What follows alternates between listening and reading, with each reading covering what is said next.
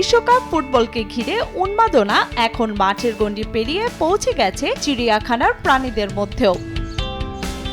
হাতি, gorilla, capybara, macaw, Puma ও giraffe নিজেদের মতো করে ভবিষ্যৎবাণী করেছে আসন্ন বিশ্বকাপের ম্যাচগুলোর ফলাফল। খাবার, বল ও বিভিন্ন প্রতীকের মাধ্যমে তারাও বেছে নিয়েছে নিজেদের পছন্দের দল।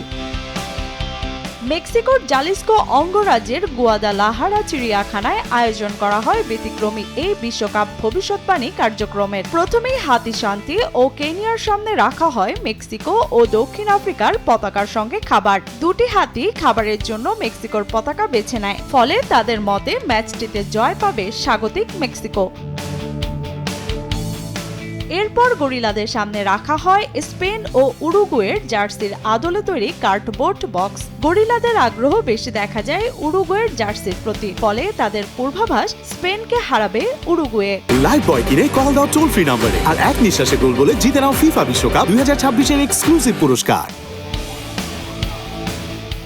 এদিকে মেক্সিকো ও দক্ষিণ কোরিয়ার ম্যাচের ভবিষ্যৎবাণী করতে মাঠে নামে ক্যাপিবারা। তবে দুই দলের জন্য রাখা কোনো বক্সই তারা খুলতে পারেনি, তাই চিড়িয়াখানা কর্তৃপক্ষ ম্যাচটির ফল ড্র ঘোষণা করে। মেক্সিকোকে দুটি ম্যাচে এগিয়ে রেখেছে আমাদের প্রাণীরা। দক্ষিণ আফ্রিকার বিপক্ষে জয় এবং দক্ষিণ কোরিয়ার বিপক্ষে ড্রয়ের পূর্বাভাস দিয়েছে তারা। মেক্সিকো কন্ট্রা Korea hay un empate। Mexico ও চেক প্রজাতন্ত্রের ম্যাচের ফল নির্ধারণে অংশ নেয় ম্যাকাও পাখি নোভা। কয়েকবার সুযোগ দেওয়ার পরও তাই তার ভবিষ্যৎবাণী Mexico.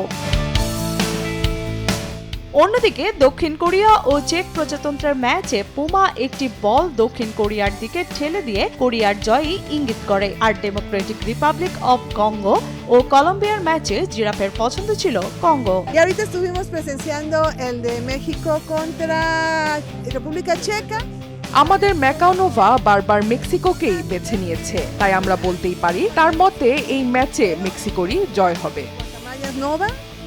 Ella dijo gana México porque gana México। Hicimos varios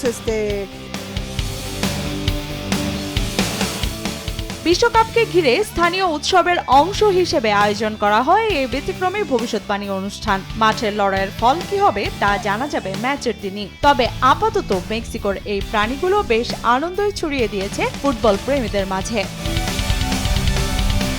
Liana Sharmin, সময় সংবাদ।